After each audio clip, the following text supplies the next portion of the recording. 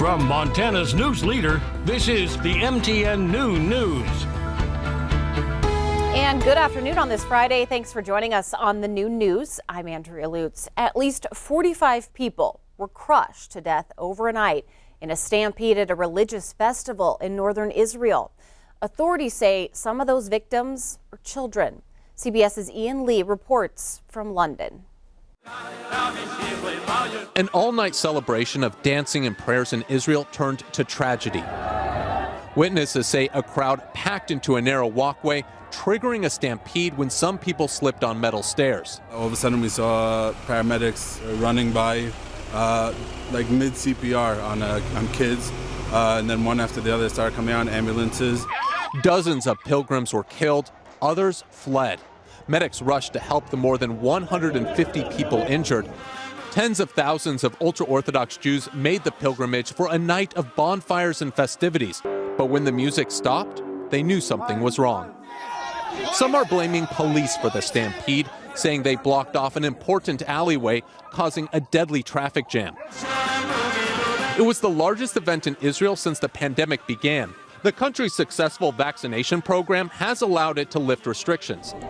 Israel's prime minister called the disaster a great tragedy as families rushed to organize funerals for their loved ones before sundown.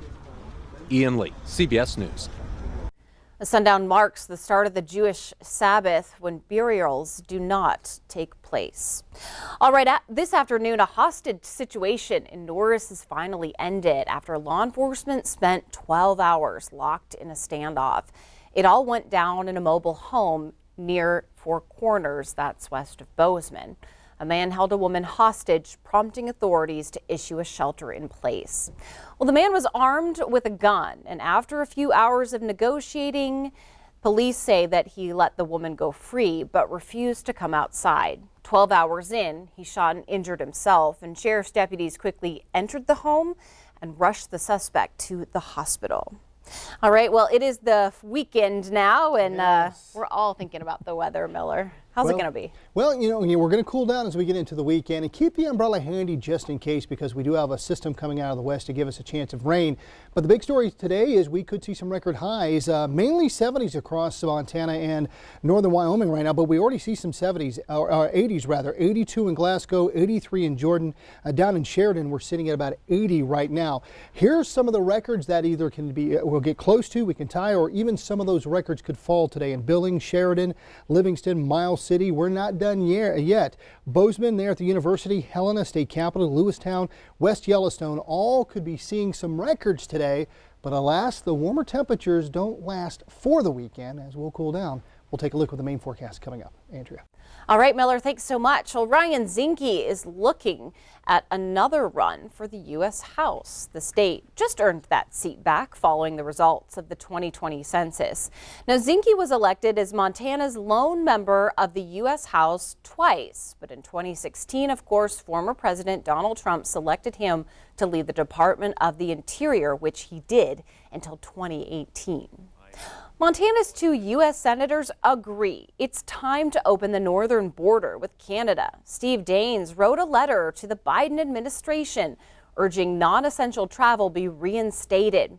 And Senator John Tester says the shutdown has even affected his farming operation in Big Sandy. It gives us a real tool. If we can say, you know what, guys, 70% of the people in Montana are vaccinated. You need to open this border up. And I think it gives us a tool, and it will help us get that border open and get life back to normal, get this pandemic in a rearview mirror. And it sets a great example to the world that the United States can lead on this issue. And in his letter to the Biden administration, Senator Daines wrote, opening the border is important for Montana, especially for the tourism and agriculture industries. All right, this afternoon, legislative leaders are making the end of the 67th session final. MTN's chief political reporter Mike Dennison, though, has more. Lawmakers had to make a technical fix in the state's major budget bill Thursday, but in the end, they approved a two-year, $12 billion state budget and more than $2 billion of authorization to spend federal COVID relief funds. And as outlined by Senate Majority Leader Kerry Smith of Billings, that budget included some significant income and property tax cuts. We provided about $120 million in tax cuts. We provided huge tax cuts on business equipment taxes that affect farmers, ranchers, our friends, the people that keep Montana running. He also said it wasn't all about money this session, but policy that Republicans have been waiting for years to invoke. We eliminated regulations. We passed bills that made it easier to have things like telemedicine take place. We had bills that made it easier to set up programs with healthcare providers where you didn't have to be burdened by the high cost of insurance. The legislature also set up a series of commissions which will help decide how to spend millions of federal COVID money on infrastructure and other projects. But not a single Democrat in the House voted for the main budget bill, saying it contained spending and language that trampled on individual rights. I was sent here by my constituents to help fight for them to be able to have lives of dignity, respect, and possibility. And that is not in this budget.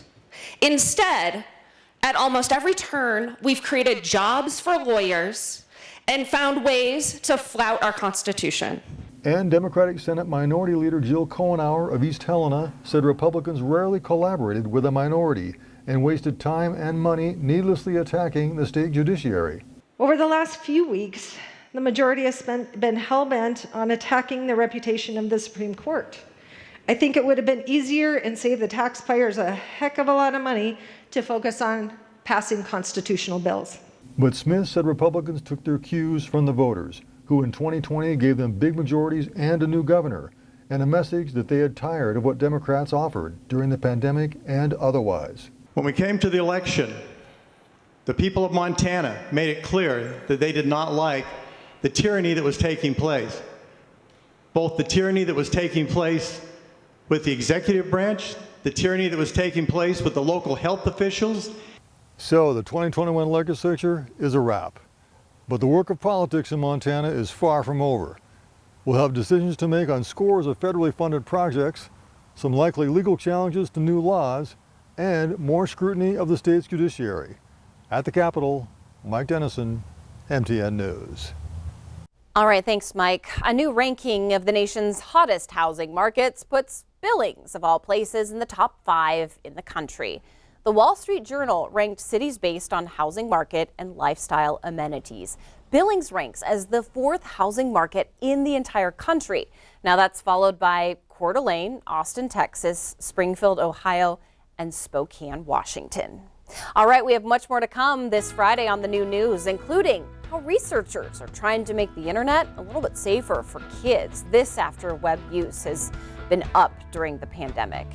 But first, Miller's back in with a look at that statewide weather forecast.